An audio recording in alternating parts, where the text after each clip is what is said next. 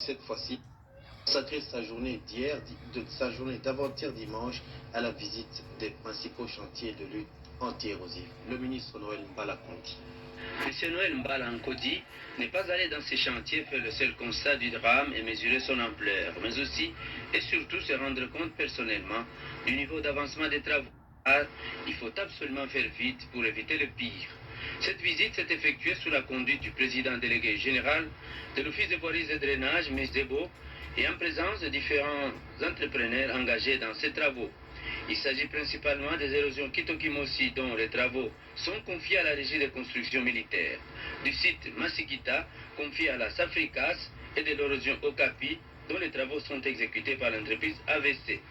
Et des travaux entrepris pour les combattre, le ministre a cependant noté avec satisfaction qu'en dépit des incidents du mois de septembre qui ont paralysé plusieurs entreprises, les travaux se sont poursuivis sur les chantiers de Kitokimosi et de l'Okapi. Par contre, il a été très préoccupé par l'arrêt des travaux sur les chantiers de Massikita à cause principalement du non-paiement des arriérés dus à l'entreprise AVC. Face à la menace que présentent ces érosions pour les populations, M. Noël Mbala a rassuré les entreprises que dès la semaine prochaine, le gouvernement leur allouera un fonds minimum pour la poursuite normale sera établi conjointement par l'Office des voiries et drainage et les entreprises engagées. Le gouverneur de la ville de Kinshasa, M. Kibabu Madiatanzao, se déclare disposé à consentir une assistance financière de l'ordre de 100 millions de zaïrs en faveur des occupants du centre Bondeko de la zone de Kinshasa à l'issue de la visite de consolation qu'il a effectuée mardi, aujourd'hui donc, dans cet hospice. Cette aide qui interviendra à la fin de ce mois de décembre s'étendra sur une période de 4 mois à raison de 50 millions de zaïrs mensuellement, permettre aux locataires du centre de passer décemment les fêtes de fin d'année et de faciliter la réhabilitation de certaines salles de classe. L'autorité urbaine a à cette occasion adressé une prière de réconfort moral à Dieu à l'intention des occupants de l'hospice, tout en les exhortant au courage, à la foi en l'Éternel et à la paix. Le centre Bondeko interne un bon nombre de sourds, des vieillards et des personnes handicapées. Le départ interne des cliniques universitaires a bénéficié ce matin d'un lot de matériel offert à titre symbolique par l'association des mamans cadres indépendantes, AMASI en sigle.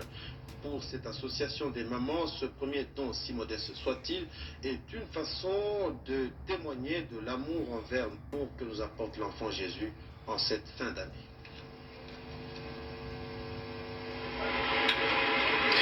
C'est la vice-présidente de l'AMASI, Madame Mavungu, qui a remis ces matériels au médecin-chef du département de médecine interne, le docteur Frédéric Izia. Ces matériels composés essentiellement d'alcool dénaturé, de seringues, de compresses, de torchons et d'intentiomètres constituent la réponse à la demande formulée à l'AMASI par le service de médecine interne. Madou a présenté ces modestes dons comme étant une première livraison d'un lot dont l'autre partie pourrait être remise dans les jours à venir. Pour sa part et au nom de la médecine interne, le docteur Izia, qui réceptionnait ces matériels, a exprimé une profonde gratitude à la délégation de la MASI et a formulé le vœu de voir d'autres bonnes volontés au chevet des cliniques en ces moments de profonde gratitude où toutes les formations médicales sont à court de matériel de première nécessité, empêchant l'intervention rapide des médecins en cas d'urgence. Les mamans de l'association des mamans cadres indépendantes, AMASI en sigle, a voulu, par ces gestes tout à fait symboliques, compatir avec ceux-là dont le sort a voulu retrancher de la joie de fin d'année. C'est un signe d'amour et de paix que ces dons est dédié aux pensionnaires des cliniques universitaires, un symbole de partage avec les malades, car la venue de l'enfant Jésus nous recommande toutes les bonnes vertus envers nos prochains. Voilà, jusqu'ici nous étions en train de marcher, c'est certainement votre grande satisfaction, dans la lumière de la paix, de la réconciliation nationale, et tout à l'heure vous l'avez vu, de la charité, de l'amour, de la paix, et tout ce que vous voulez. Voici que nous nous retrouvons très malheureusement sur le chemin des ténèbres, des assassinats. L'Institut du Mont Amba pleure l'une de ses sentinelles. Papa Nzumba, la cinquantaine bien sonnée, a été assassiné cette nuit par des enfants. Il a été trouvé ce matin étendu dans l'enceinte du CO du mont Amba avec de grandes contusions.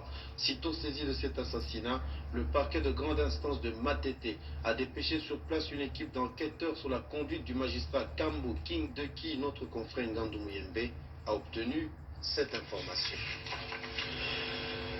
Eh bien, le noyau de réflexion et d'action de la COPEMESA nous informe à l'instant même que les membres du conseil consultatif et des conseils de ces groupements professionnels auront droit à une scène qui sera organisée après-demain, jeudi 26 décembre 91 à 10h au centre Bondeko qui est situé au croisement des avenues Bongolo et de l'université de Limete.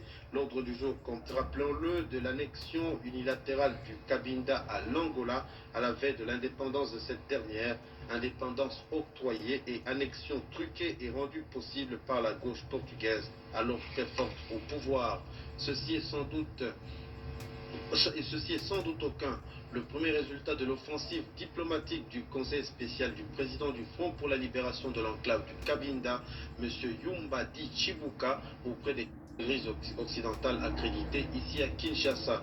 Dans le même ordre d'idées, nous signalerons que Radio Congo capté ce matin que les démarches menées par M. Alfred Graoul d'une faction dissidente Bioflec auprès des autorités congolaises se sont soldées par un conseil à la réconciliation avec les flecs FAC du président Zita Enriquez Thiago qui, eux, luttent sur le terrain jusqu'au jour d'aujourd'hui. Pour plus d'amples informations sur la structure de la médiation américaine, Kalala Chitenge vous fixe rendez-vous dimanche pour un entretien qu'il réalisera avec le premier secrétaire de l'ambassade des États-Unis ici à Kinshasa. Je vous retrouve donc avec plaisir, Bunduki. L'actualité internationale. Bonsoir, Mikambi.